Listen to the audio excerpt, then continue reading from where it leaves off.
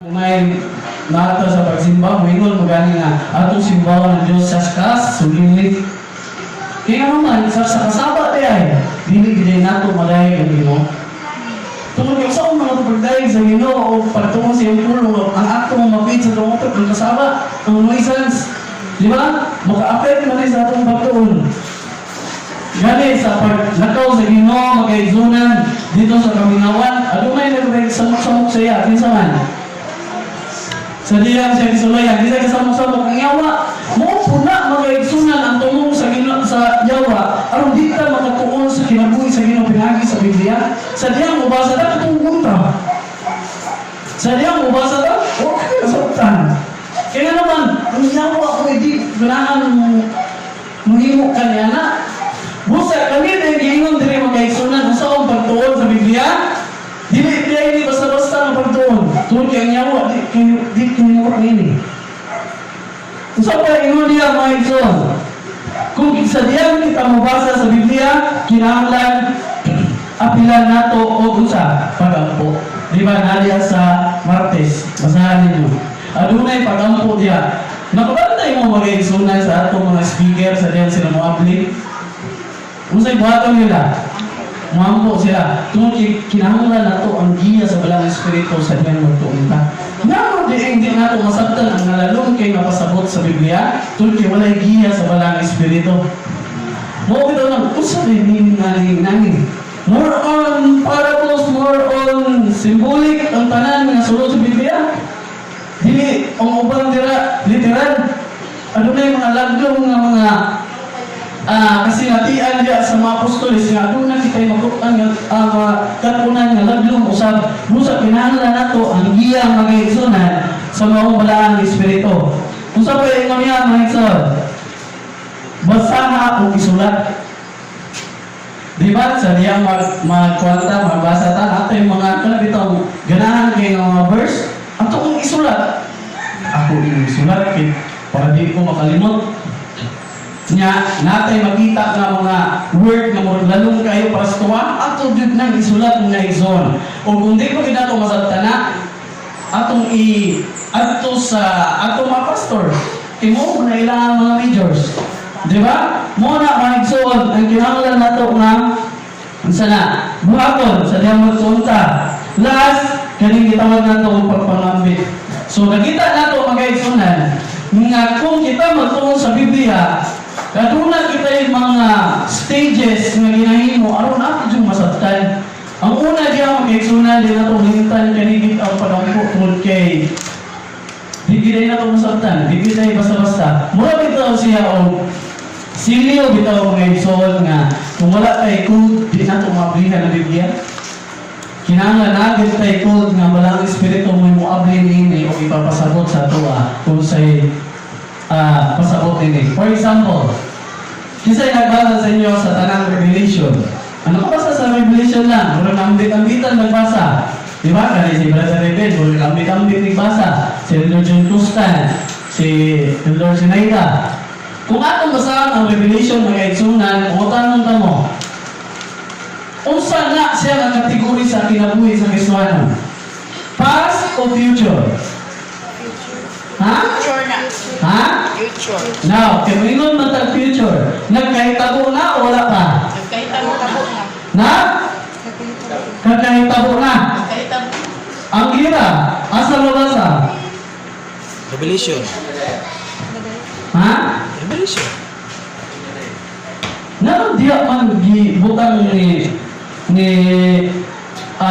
buwan magaigsunan ang kaning kanabitaw mga trahedya na muabutay pa sa Revelation. Pwede naman sa Genesis, pwede naman sa Exodus.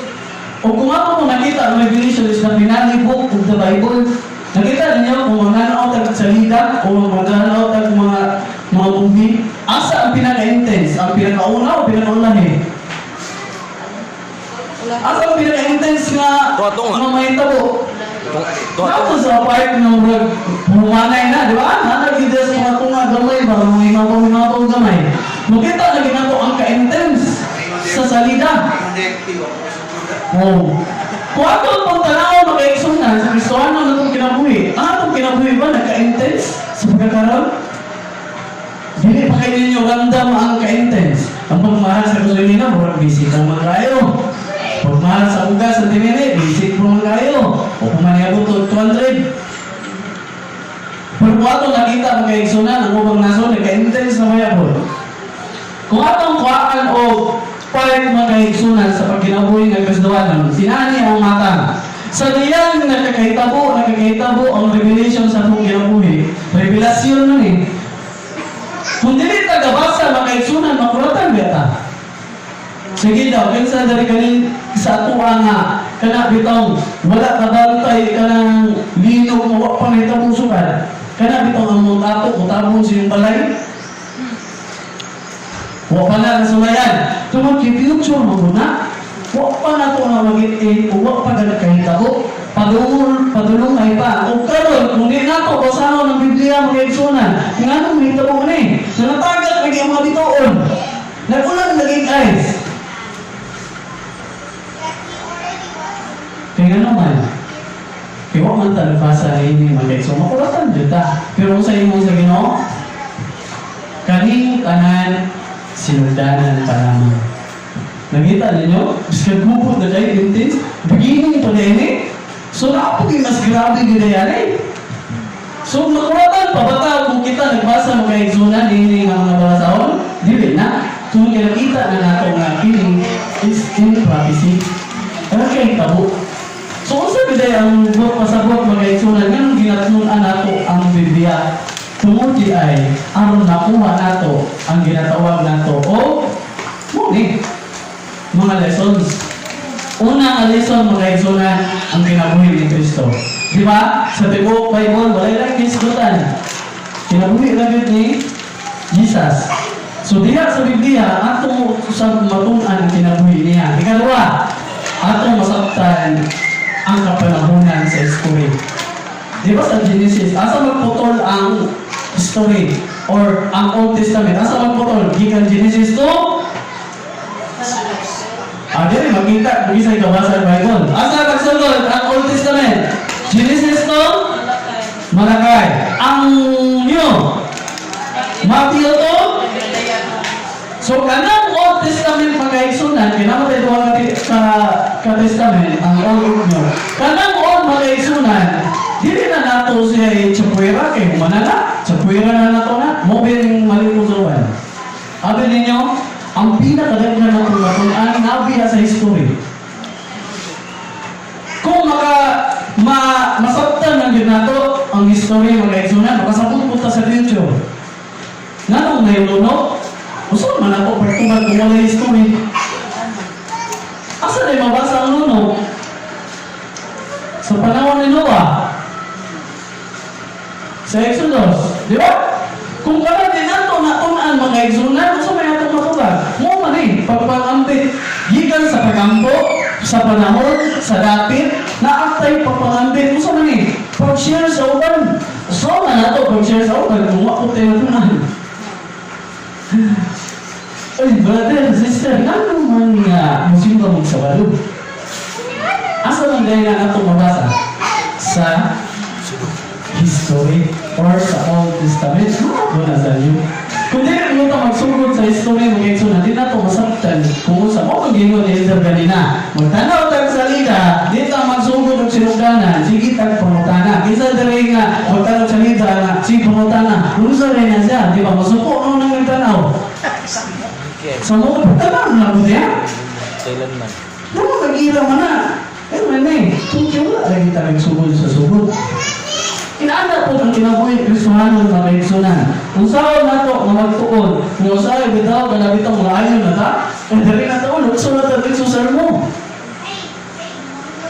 Pagkuman sa sermo, lukso na po Matthew. Pagkuman sa Matthew, lukso na Revelation. Mahal. Pero ang atong point mga igsunan, saan na ito na masaktan yun ang lalong kayo mga pagpasabot sunod sa Biblia. Gani mo ito ang tulog ganina. To study the life of Jesus. Kadua, to learn the past o to learn the future. Muna siya ang tulong mag-igsunan ng atong masaktan. Gani, diya sa history, makita po nato ang prophecy. Dili mo kung nato matun-an, kung di po nato basahon. Abay na mga kaigsunan, sa unang panahon, na ay mga basahon sa mga